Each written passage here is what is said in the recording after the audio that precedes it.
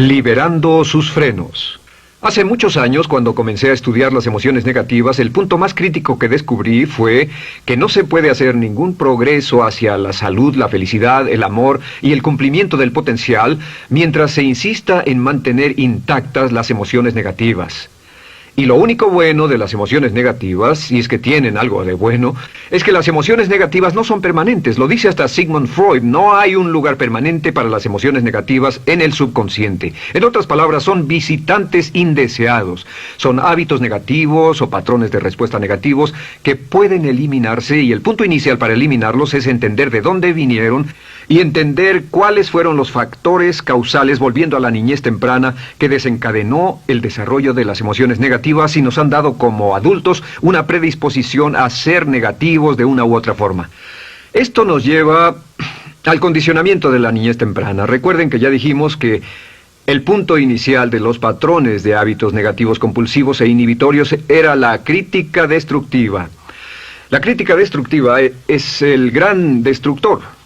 La crítica destructiva destruye a las personas en su interior y las deja caminando en círculos por fuera. Muchas personalidades han sido minadas y destruidas, mucha autoestima ha sido puesta de lado como resultado de la crítica destructiva más que cualquier otra cosa que podamos imaginar. La crítica destructiva es el gran asesino. Ahora, ¿por qué es eso tan malo? Sabemos que los niños en sus primeros años y al ir creciendo tienen una necesidad tremenda de amor y aprobación de sus padres. De hecho, muchos psiquiatras y psicólogos han dicho que la razón número uno de la enfermedad mental en los adultos es el retiro de amor o el amor no expresado. Sabemos que cualquier persona con prestigio, una persona que es importante para un niño, tiene un impacto enorme en ese niño, y los niños hasta la edad de 6 años tienen muy poca habilidad para discriminar entre una crítica válida y una crítica inválida.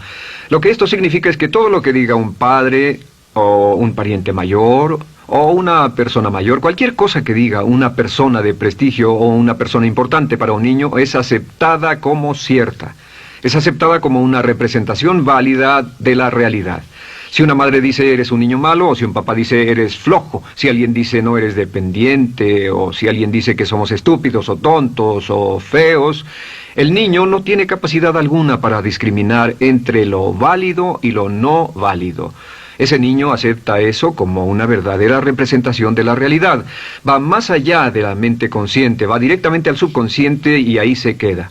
Muchos de nosotros como adultos aún estamos viviendo en base a la información negativa que recibimos cuando éramos niños. Y después como adultos que decimos así es como soy, o siempre he sido así, o algunas personas dirán, pues es de familia, tu padre era así, los hijos son así, tu madre era así, etc. ¿De dónde viene? Nada de estas cosas es de familia. Por ejemplo, cuando estaba creciendo, mis padres habían sufrido la depresión y la depresión les produjo un impacto enorme. Y cuando hablábamos de comprar algo, lo recuerdo muy bien, mis padres se ponían muy tensos y decían, no podemos pagarlo, no podemos pagarlo, no podemos pagarlo, no podemos pagarlo. Tenían una mentalidad de carencia, esta mentalidad de no podemos pagarlo toda su vida.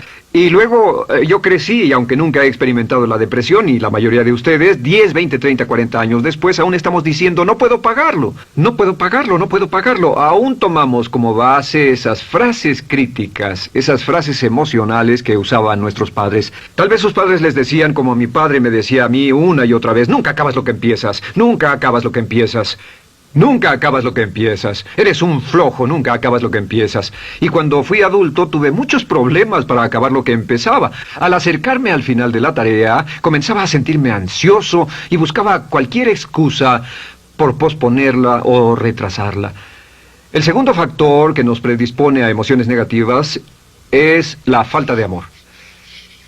Sabemos que las personalidades de los niños se desarrollan al grado en que reciben una alta calidad y una alta cantidad de amor de sus padres. Existe una relación de 1 a 1 entre la cantidad de amor, la calidad de amor y una personalidad sana. Ese amor negado o la privación de amor es la causa clave de la infelicidad, la negatividad y la enfermedad mental en los adultos. Para que un niño se sienta realmente amado, el niño debe tener padres con buenos conceptos, y la mayoría de nosotros tuvimos padres que fueron víctimas de sus padres, que a su vez fueron víctimas de sus padres. Un escritor famoso dice que todo el mundo es víctima de una víctima. Todos son víctimas de víctimas. Nuestros padres quisieron criarnos de la mejor forma posible, pero ellos mismos fueron víctimas de víctimas. Y para que un niño se sienta realmente amado, deben existir 3 condiciones. La condición número 1 es: los padres deben amarse a sí mismos. Los padres deben amarse a sí mismos. Recuerden, nunca le podrán dar más amor a otros que el que sienten por sí mismos. Si no se aman a sí mismos, no pueden amar a sus hijos. Si tienen un poco de amor por sí mismos, deben difundirlo en sus hijos. Si tienen poco amor por sí mismos y es absorbido por sus esposos, entonces, a veces, aunque deseen amar a sus hijos, no tienen amor que darles. Sus padres querían amarlos y en muchos casos no tenían amor para darles. Y eso es porque nunca lo recibieron cuando crecieron. El segundo requisito es: los padres deben amarse mutuamente. Para que un niño crezca sintiendo confianza en sí mismo, crezca sintiéndose amado, a salvo y seguro, debe crecer en un ambiente donde los padres se amen. No hay nada que le dé más temor a un niño que crecer en un hogar donde los padres peleen entre sí, donde los padres no se amen, donde haya dificultades, porque el niño siempre tiene una tendencia, primero que nada, ser una víctima, pues al niño se le grita y se le vocifera, y entonces cree que la razón por la que mamá y papá pelean es su culpa. Ahora, una investigación interesante: como hay muchas familias de un solo padre, la investigación interesante muestra que cuando uno de los padres se va como resultado de una separación o un divorcio, los niños que quedan invariablemente están convencidos de que la razón por la que el otro padre se fue se debió a algo que él hizo.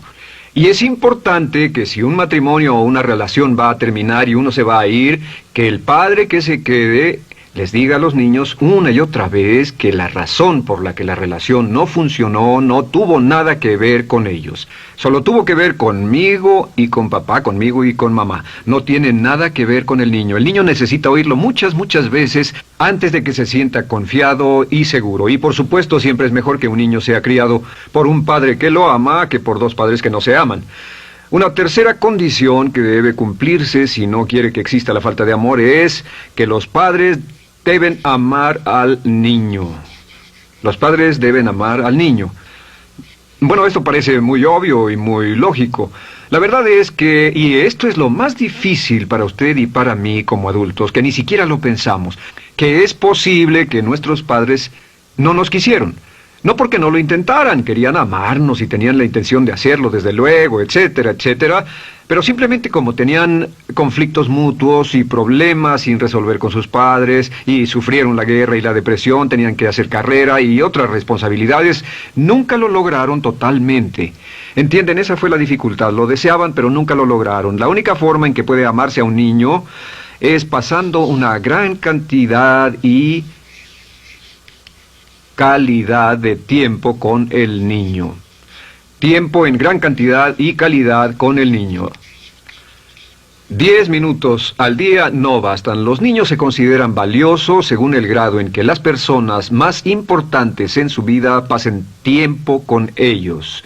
Si las personas más importantes en su vida, sus padres, solo pasan poco tiempo con ellos, los niños concluyen que la razón para ello es que tienen muchos defectos, que hay algo esencialmente malo en ellos y que por eso sus padres no pasan más tiempo con ellos. Los niños no piensan con la razón, lo hacen en forma emocional. Solo piensan: mi padre está aquí, me ama, y si no pasa tiempo conmigo, él o ella no me aman. Y si cualquiera de esas 3 condiciones existió o más cuando estaba creciendo, los padres no se amaban a sí mismos, o no se amaban mutuamente, o tal vez no lo amaban porque nunca lo lograron, aunque querían, entonces usted debe haber crecido en conjunción con la crítica destructiva que se llama culpa. ¿Y qué es la culpa? Pues simplemente la culpa es un sentimiento de no valer mucho. ¿De dónde sacamos este sentimiento? Lo obtenemos cuando continuamente gente importante nos critica en nuestra vida y simultáneamente no nos dan el amor que necesitamos. Sentimos que no valemos mucho o que no valemos nada. Y un sentimiento de culpa nos lleva a un sentimiento de falta de mérito, falta de valor y culpa. Y esa culpa, ese sentimiento de falta de mérito, es el mayor problema del siglo XX, la principal fuente de enfermedad mental. Es la fuente principal de los problemas en las relaciones, la fuente principal de enfermedad psicosomática, la fuente principal de la mayoría de los problemas que afectan a nuestra sociedad. Es el profundo sentimiento de culpa y falta de mérito que se expresa o se esconde en los pensamientos o en la actitud: no valgo suficiente, no valgo suficiente. No valgo suficiente. Ya hablamos de la autoestima y de lo importante que es. La autoestima significa me quiero mucho, me quiero mucho, me quiero mucho, me quiero mucho. Las personas que han sido criadas con críticas destructivas durante su vida no solo no se agradan a sí mismas, no sienten que sean lo bastante buenas para nadie, y en muchos casos están llenos de odio por sí mismos. Se odian a sí mismos, se autocondenan o se detestan. Y verán que esto sale en sus conversaciones y sale en sus relaciones con otras personas. Las personas que no se quieren a sí mismas, aunque quieran tener buenas relaciones, simplemente no son capaces de ello. Las personas que piensan que no son buenas para nada siempre lo hacen aflorar, siempre será un problema. Ahora, ¿cuál es la razón principal de la culpa? ¿De dónde viene la culpa? La culpa viene de 3 fuentes negativas: padres negativos, influencias negativas o religión negativa. Una de las 3. Cualquiera de estas 3 usa la culpa. De la culpa se valen y aprovechan, en especial los padres y las organizaciones religiosas, por 2 razones. Una es el castigo. La culpa se usa para castigarnos. Cuando estamos creciendo, el castigar es la forma más fácil de hacer que uno se sienta mal. Nuestros padres nos hacen sentir mal castigándonos físicamente o sermoneándonos o regañándonos. Y el castigo es una forma muy eficaz de irnos conformando o de conseguir que hagamos lo que los demás quieren. La segunda razón por la que se usa la culpa cuando se practica en forma consciente, y algunas organizaciones la practican así, es para tener más control emocional en especial, porque se puede controlar a una persona emocionalmente con culpa y manipular su comportamiento. Hay muchas organizaciones que usan la culpa como una herramienta de control y manipulación. Si puede controlar a las personas con suficiente fuerza y en forma emocional, puede conseguir su dinero, puede conseguir su tiempo, puede conseguir su compromiso, demandar sus recursos, etc. Muchas organizaciones usan la culpa para aplicar un castigo. Muchas organizaciones de caridad que se anuncian por televisión, en especial las de causas benéficas que involucran a niños o a personas incapacitadas, usan un sentimiento de culpa. A usted le va tan bien que debe sentirse culpable por estas personas que sufren. O envíenos algo de dinero y eso se encargará de su culpa por un momento hasta que lo incluyamos en nuestra lista de correo, etc. Y la culpa es un estándar. ¿Por qué se usa tan comúnmente? Pues primero que nada porque casi todos nosotros la tenemos en mayor o menor grado. Y número 2, es fácil. La culpa es fácil. ¿Por qué nuestros padres la usan con nosotros? ¿Por qué nuestras madres la usan con nosotros? Nuestras madres pueden controlarnos con la culpa en un cuarto repleto. Nuestra madre puede controlarnos a miles de kilómetros por teléfono. Los padres usan la culpa en sus hijos porque sus padres usaban la culpa en ellos y así sucesivamente. Es lo más fácil. No existe un esfuerzo físico. Puede hacerse con una mirada o de reojo o una palabra. Ya sabe que las personas siempre buscan lo más fácil. Esté alerta. Ustedes han sido criados en un ambiente donde se les ha hecho sentir culpa y casi todos lo vivimos. Debemos entender que la culpa es como una letrina o bacterias emocionales negativas que se colocan en la raíz de su psique o su subconsciente y activan todas las demás emociones negativas: furia, odio, envidia, resentimiento, frustración y duda, temor, etcétera. Las crea y las activa a todas, y la forma para en realidad deshacerse del centro es exorcizarlo, extirparlo. Y es lo que vamos a hacer el resto de esta sesión. Primero, ¿cómo podemos saber si nos criaron con sentimientos de culpa? Bien, a esto le llamamos la manifestación adulta de la culpa. Manifestación adulta de la culpa. Puede saber, probándose a sí mismo, ¿cuánto de esto tiene? Número 1, la manifestación adulta de la culpa es que tiene sentimientos de inferioridad, sentimientos de inadaptabilidad y de no merecer las cosas. No siente que merezca que le pasen cosas buenas. Si una persona ha sido criada con crítica destructiva y se le hace sentir culpa, entonces cuando logra éxito, aún con un tremendo esfuerzo, tiene una tendencia terrible de sentir que no se lo merece. A esto se le llama, por cierto, temor al éxito. El temor al éxito es solo otra forma de decir que la persona que ha estado condicionada a pensar de sí misma como poco valiosa o no lo bastante buena, se siente muy incómoda cuando experimenta el éxito. Se siente muy tensa y a disgusto. Realmente si sienten demasiada tensión, comienzan a aspirar cocaína, a beber demasiado alcohol, se enredarán en comportamientos autodestructivos, tendrán una sensación tremenda de ansiedad, como si alguien fuera a descubrir algo de ellos. Hay un libro en la librería que dice, si me está yendo tan bien, ¿por qué me siento como un impostor? Tienen el llamado síndrome del impostor. ¿Alguna vez ha tenido éxito en algo y la gente ha ido a usted a decirle, vaya, hiciste un excelente trabajo, o eso es maravilloso, aunque haya sido muy duro para usted, y sintió que los demás iban a descubrir, siente como que, es decir, que iban a descubrir que realmente no es bueno, que solo fue un fraude, solo un accidente, y por supuesto es lo que dice, fue coincidencia, fue un accidente, la verdad, no sé ni cómo lo hice. Hacen todo lo posible por huir de ese sentimiento de inferioridad y de no merecer las cosas. Estén muy alertas. La segunda manifestación adulta de la culpa es la autocrítica destructiva.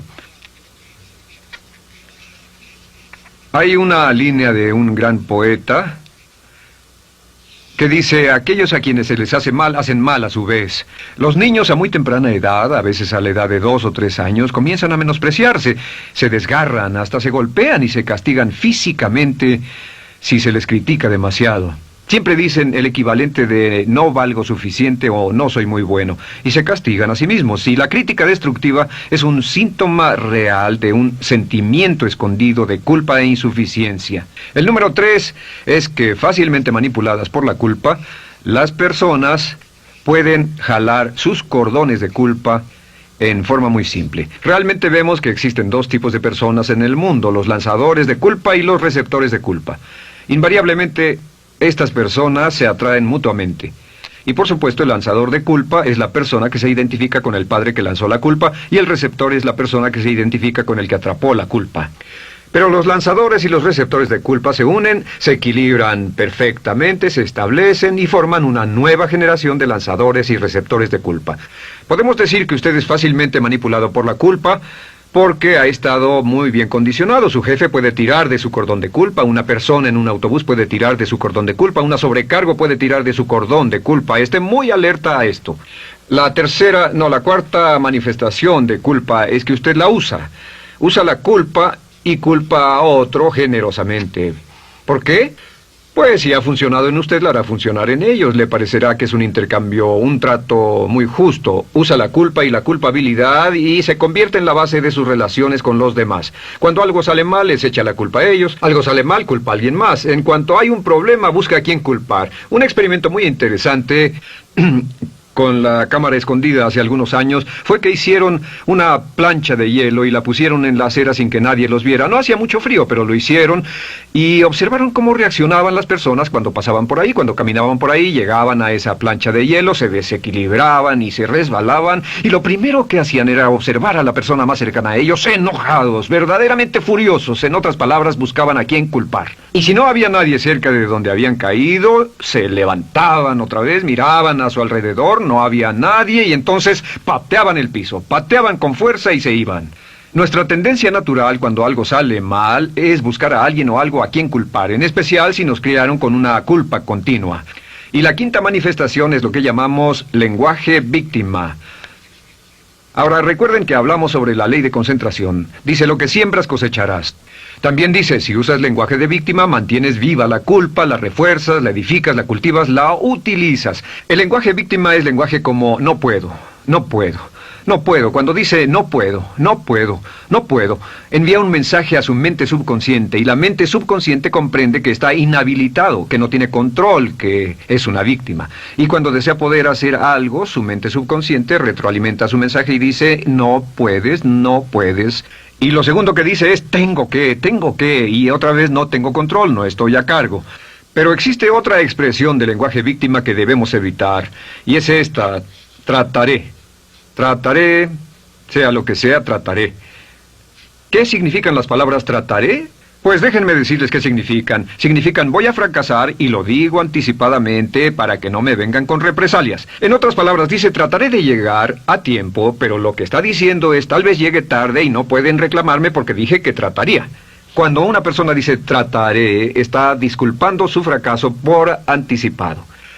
Si fuera al doctor y el doctor lo examinara, lo auscultara y le dijera, pues está en pésimas condiciones, tendremos que intervenir, debemos llevarlo al hospital ahora mismo, me sorprende que haya llegado aquí. Usted dirá, bueno doctor, espero que haga un buen trabajo. Y él dice, trataré. Si él dice eso, usted seguramente buscará otro médico. O si va a un abogado. Lo culpan de algo y va a un abogado y le presenta su caso y dice, oiga, va a defenderme, y él dice, trataré. ¿Qué está diciendo? Está diciendo, escuche, he estudiado el caso y por lo que veo no hay mucha esperanza, pero lo tomaré de todos modos. Trataré son los que tratan de conseguir que les pague por anticipado. Otro juego de palabras que no debe usar. Por cierto, con respecto a trataré, lo que debe decir es lo haré o no lo haré. No trataré. Si alguna vez en nuestro negocio, tenemos un negocio muy activo, si llamamos a alguien y le pedimos alguna cosa o algún trabajo y dice trataré de conseguirlo para el viernes o trataré de terminarlo a tiempo, al instante sabemos que lo que quiere decir es que quiere sentirse libre, no comprometerse. Así que nunca dejamos que nadie se vaya con un trataré, debe ser hecho o no, y queremos obtener una seguridad. Si hace falta, nosotros lo hacemos. Cuando dicen trataré, lo que están haciendo es que se están lavando las manos. Esté alerta, la otra palabra es desearía. Dicen que un deseo es una esperanza o una meta sin energía detrás. Desearía. ¿Qué significa un deseo? Desearía significa que me gustaría tener algo, pero sé que nunca lo podré tener. Cuando dice desearía bajar de peso, ¿qué significa?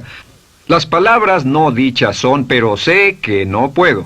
¿Por qué no? Por las excusas que tiene y el metabolismo que tiene y los problemas, etcétera. Siempre hay razones por qué debe salir, etcétera. Desearía dejar de fumar, desearía estar en forma.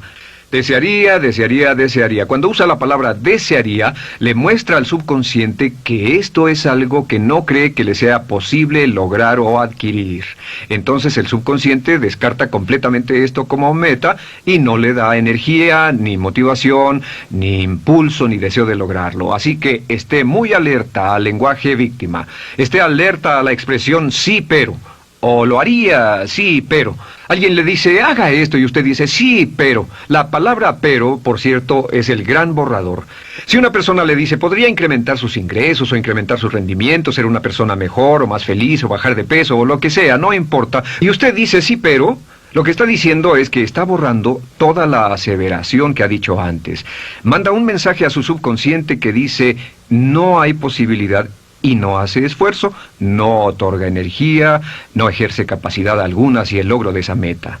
Y las personas que han sido criadas con culpa tienen 5 cualidades o 5 manifestaciones de adultos. Una es que se sienten inferiores, se sienten inadecuadas, sienten que no merecen que les pasen cosas buenas.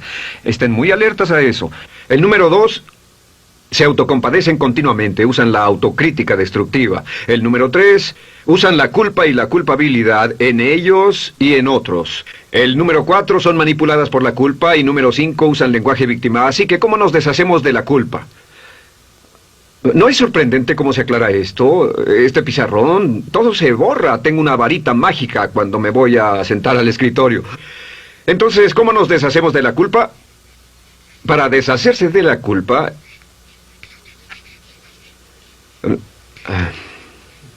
este es el proceso.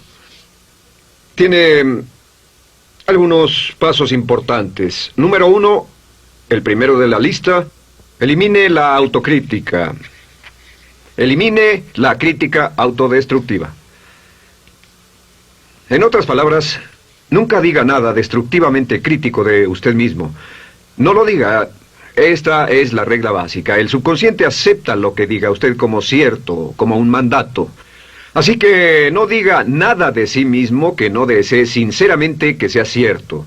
No diga estoy cansado, estoy gordo. No diga no puedo o debo. No diga nada a menos que quiera que sea cierto. Las palabras que van después de la palabra yo son las palabras que su subconsciente registra como mandatos, excepto cuando dice yo desearía o lo intentaré. Así que elimine la crítica destructiva. Siempre hable en términos positivos sobre usted. Me gusta mi persona, puedo hacerlo, lo haré, escogí hacerlo, pero nunca diga no, no puedo.